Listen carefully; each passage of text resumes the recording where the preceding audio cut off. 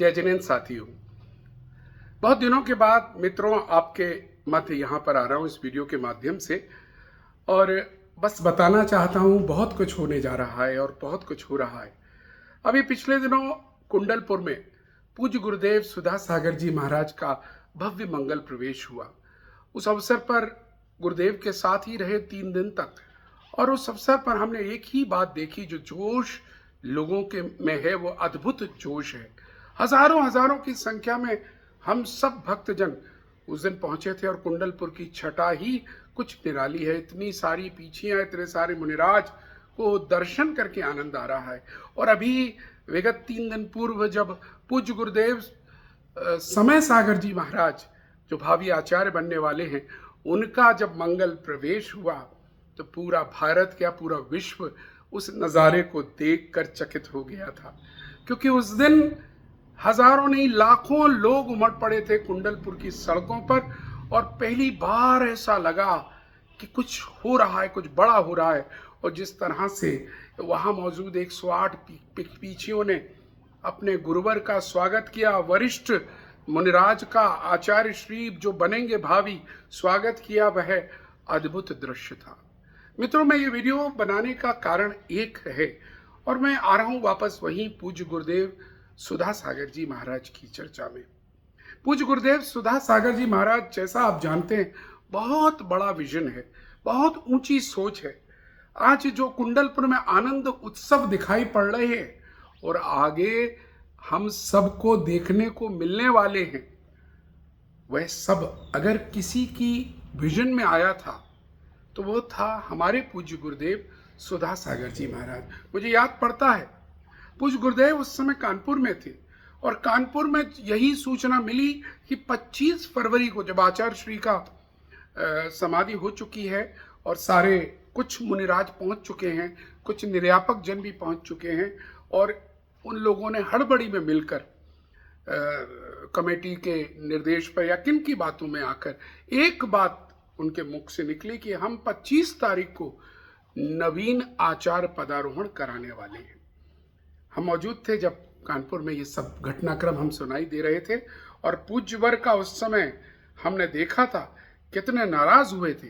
वो बोले थे आचार्य विद्यासागर महाराज की परंपरा है, ये परंपरा इस तरह से नहीं, पूरे जग में ढोल पीट कर इस कार्यक्रम को करेंगे, ऐसे नहीं होगा। और उन्होंने तुरंत संदेशा कमेटी को भिजवाया कि आपने जो निर्णय लिया है डोंगरगढ़ कमेटी, उससे तुरंत कहलवाया कि इसको रोकिएगा और इस कार्यक्रम को आगे की तिथि पर करिएगा। और उसी समय हमें ध्यान पड़ता है कुंडलपुर कमेटी से भी संपर्क कराया गया और उनसे कहा गया कि इसकी जिम्मेदारी आप लीजिए। और ये सारी विजन जो देख रहे थे वो पूज्य गुरुदेव थे। निश्चित तौर पर संघ के माध्यम से चर्चाएं सबके मध्य हो रही थी, लेकिन ये सोच, ये कहने की हिम्मत अगर किसी में थी तो वह पूज्य गुरुदेव सुधा सागर जी महाराज में। क्योंकि हम सब अपनी आंखों से देख रहे थे, इसलिए शेयर कर रहा हूं मित्रों। लेकिन आज उसका परिणाम देखिएगा, आज पूरे विश्व में गूंज हो रही है।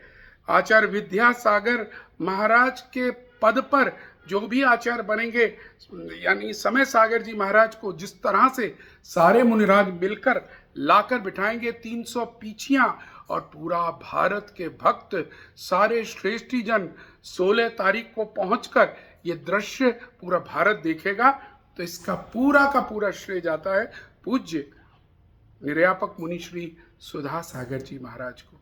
सुधा सागर जी एक ऐसे संत हैं जो कभी भी अपने लिए कुछ नहीं सोचते, लेकिन जब धर्म की बात आए, संघ की बात आए, तो कैसे ऊंचा उठे। जब राजस्थान में थे तो बस एक ही बात थी, आचार्य ज्ञान सागर जी महाराज, जिनको कोई संभवतः जानता भी नहीं था, सिर्फ यह परिचय था कि वो गुरुदेव हैं पूज्य आचार्य विद्यासागर जी महाराज की। लेकिन ज्ञान सागर जी की पहचान अगर किसी ने कराई सबको जन जन में, क्योंकि उनका जो साहित्य था, छुपा हुआ साहित्य, राजस्थान के गांव से ढूंढकर प्रकाशित कराना, लोगों के सामने लाना, तब पता चला कि जयोदय महाकाव्य जैसे महाकाव्य जो कालिदास के समकक्ष रखे गए, इतने बड़े, वो पंडित भूरामल जी शास्त्री यानी आचार्य ज्ञान सागर जी महाराज ने ये सब रचनाएं की थी। ये विजन पूज्य गुरुदेव का। इसी तरह से आचार्य विद्यासागर जी की परंपरा इतनी ऊंचाइयों पर पहुंचे, उनकी भावना है।